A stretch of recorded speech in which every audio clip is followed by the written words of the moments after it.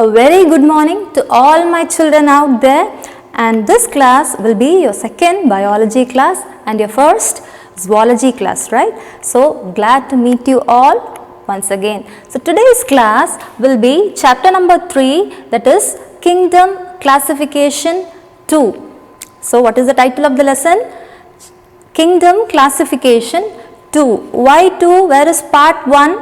Part 1 you will learn in botany, okay, because kingdom classification 1 is classification about plants, and this lesson we learn about animal classification. Kingdom Animalia we learn in this lesson. So this classification is only for animals, that's why it is labeled as kingdom classification 2. So let's start the lesson.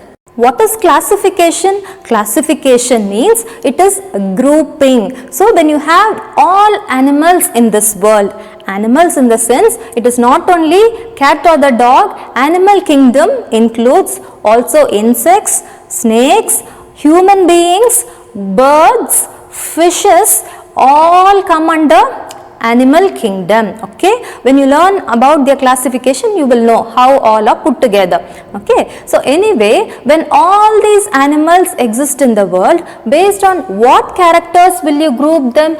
Classification, I told the meaning of classification is grouping. When you have a very big population of organism, you select few organisms and put it into one group. Say for example, you select all the birds and put it into the group called as birds. You collect all the fishes and classify it as fishes. You collect all human beings and put it under one group. So these are all groups based on what? Based on two things. One is based on their similarities. The second one is based on their dissimilarities. What is the similarities? Say for example, there is a crow and there is a parrot, okay. So crow and parrot, are they same? No, right? Crow is black in color, parrot is green in color, right? So how they are all put into the group called as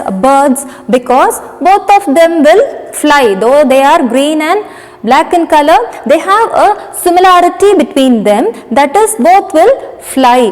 So based on similarities, you can put them into one group, and also based on the dissimilarities, which means the characters will not match at all. Say for example, mammals.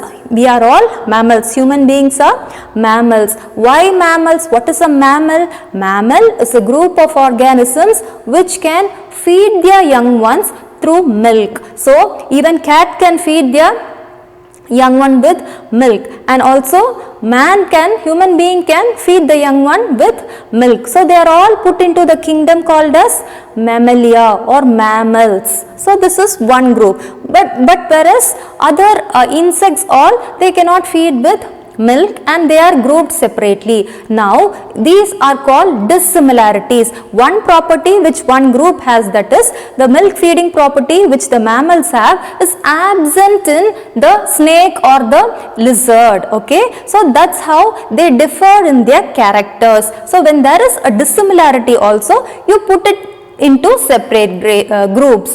So first, what did I tell you? If you have some similarity, when a parrot and when a crow can fly, you can group it into same, because they are similar in their character. When a human being can feed the young one, whereas the insects cannot give milk to their babies, they have dissimilar characters, so also they are grouped into different groups. So this is how grouping of the all organisms or animals in the world was done, based on their similarities and dissimilarities. So initially a man called as Whittaker, what is his name? Whittaker, he proposed a classification system called as 5 kingdom classification. So remember these two terms. The first term is the name of the man called as Whittaker. His classification system was called 5 kingdom classification system. What this man did was, he classified all the organisms in this world into 5 groups. What did he do? he grouped all the organisms in this world into 5 groups. Based on certain properties, he placed them into 5 groups. So among those 5 groups, one group was kingdom Animalia. So what about the other 4 groups? The other 4 groups you will be learning in your botany lesson in your later classes. Okay. So just we'll focus on this kingdom, that is kingdom Animalia. What did I tell you? This man Whittaker grouped all organisms in this world into 5 groups, and among those 5, one of them was kingdom Animalia. From the name itself you can understand, Animalia means it is all a group of animals. So he put the plants all in one group, the bacteria all in one group, and then similarly he put all the animals in one group, and that group is called kingdom Animalia. So in this lesson we will be learning about the kingdom Animalia. So I told you kingdom Animalia includes animals. So all animals in this world have certain common properties. Okay. So we learn about the properties first, and then we will move on to the classification, that is how the animals are grouped, we will learn later. So first we will see about the properties of animals. What about the cells of animals? Animals are multicellular. What is multi? Multi means many. Cellular means cells. So animals have multi cells, which means all animals will have many cells in their body. The next property is the nutrition. Nutrition is what they eat. What do animals eat? You know, plants are photosynthetic, right? What is photosynthesis? Photosynthesis is preparation of their own food. Plants can prepare their own food, whereas animals are heterotrophic. Heterotrophic means they have to depend on other organisms for their food. It is not about cooking in the kitchen. It is like depending on whatever you cook also, either you get the plant or the animal and then only you cook, right? So that plant is self-dependent. It will produce its own food, whereas we animals or human beings or whatever animal, they depend on the plant for their food, that is they depend on something else for their food. So it is called as heterotrophic. The next property of the animals is locomotion. So what is locomotion? Locomotion is the movement from one place to another. So why an animal has to move from one place to another? Animal or human beings move from one place to another for 3 reasons. The first reason is for food. Particularly the animals, when a place is not having sufficient food, they will move on to some other place in search of food. The second reason is for shelter. To be in a safe place also, animals switch on or move to another place. And the third reason is protection from enemies. Sometimes if animals find that place is not safe, if it has enemies, they will move, or the locomotion is movement, right? They will move from that place and they will be safe in another place. So locomotion in animals is for 3 reasons, either for food or for shelter or for protection from their enemies.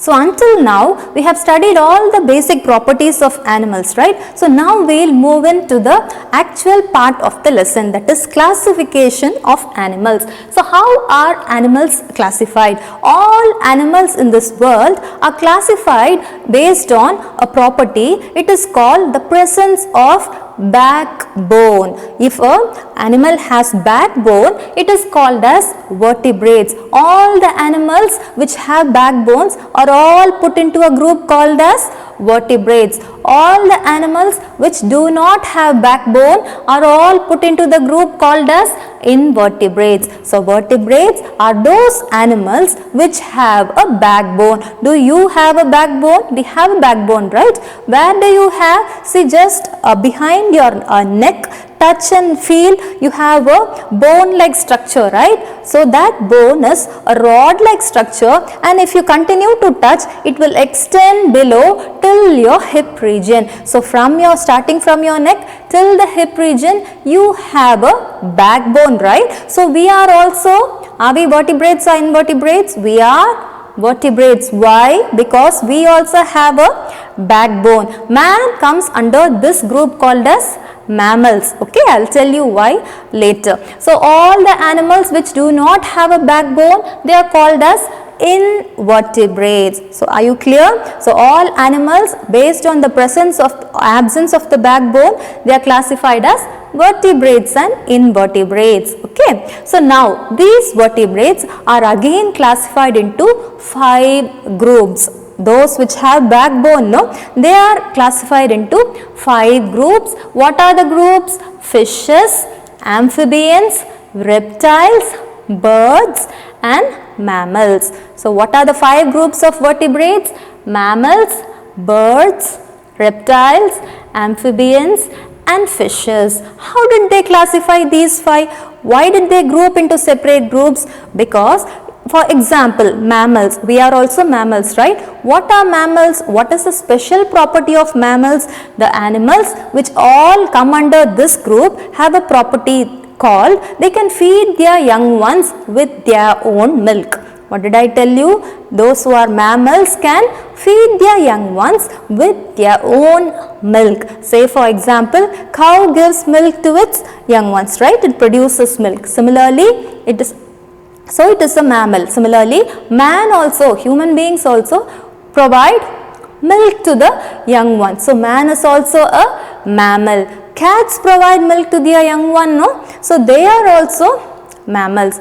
Dogs also feed their young ones with milk, and also pigs. So all these animals which have the ability to feed their young ones with milk, with their own milk, are grouped under mammals. Then see fishes. So this group, what property they have in common? All those which can swim in the sea, in any aquatic environment, in water. All those animals which can swim in water, they are all grouped under this group, that is fishes.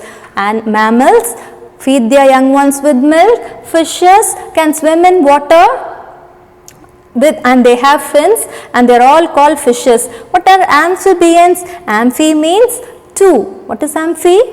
2. What is 2 in a frog? They have a special property. They can live either on land or on water. You can see frogs, not only frogs, all the animals under this group, they can live both in the water as well as on the land. Okay, so they live on water and land. They have 2 living places. That's why they are called amphibians. So all those animals which have this property are all put under the group amphibians. And reptiles, if you see, they mostly crawl on the ground and they'll be moving on the ground without using their legs. We all use limbs or legs, right? So they'll be crawling on the ground and they are all reptiles. See, about these properties you are going to learn in detail in the later part of the lesson. This is just a picture to show you how they are all put under one group. And birds, I gave an example, right? Parrot and crow.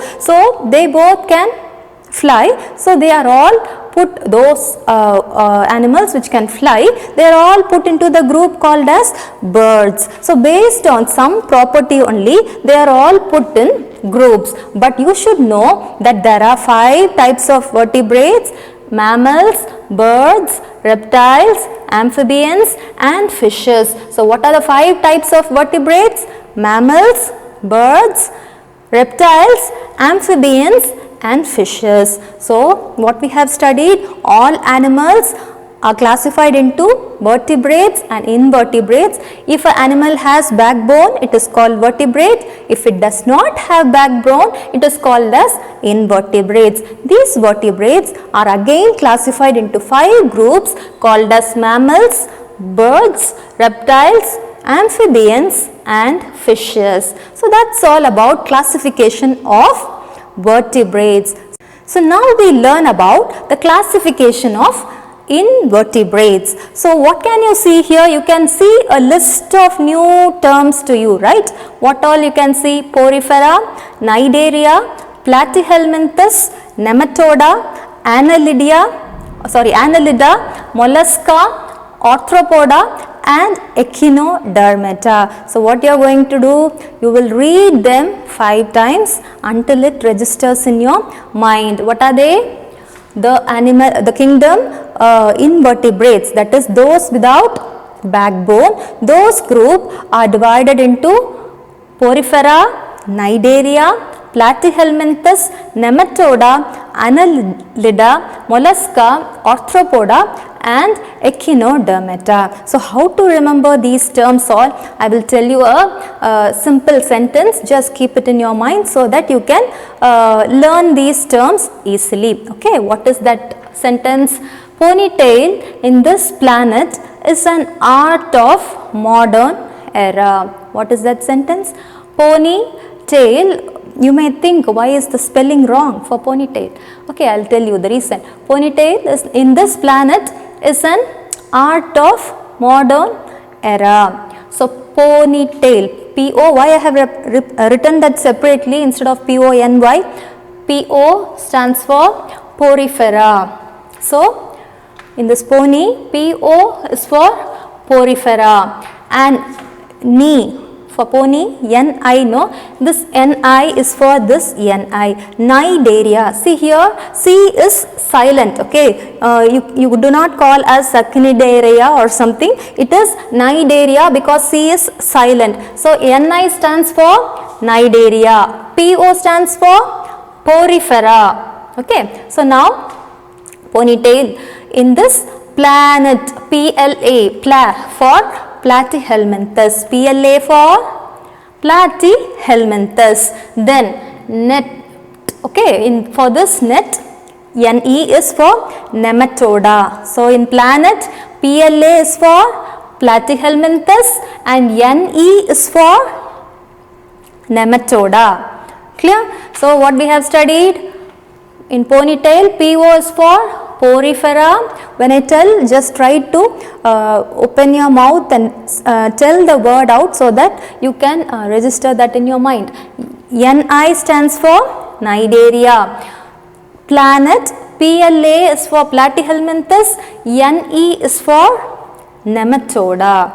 So these 4 are familiar, at least a bit familiar to you right now. So Porifera, Cnidaria, Platyhelminthes and Nematoda. Now 4 more, it's totally 8, right? So an art of modern era. For an stands for Annelida. An stands for Annelida. Art for Arthropoda. An stands for Annelida. Art stands for Arthropoda. Now modern, Mollusca. Modern stands for Mollusca. And then era, for era, E stands for Echinodermata. E stands for Echinodermata. So what we have studied, the next 4, and for Annelida, art for Arthropoda, modern for Mollusca, era for Echinodermata. So this is all the classification about invertebrates. Ponytail in this planet is an art of modern era. So just you are going to write this in your home for your homework. I will tell you. In page 59 you have this chart for classification of vertebrates and invertebrates. Okay.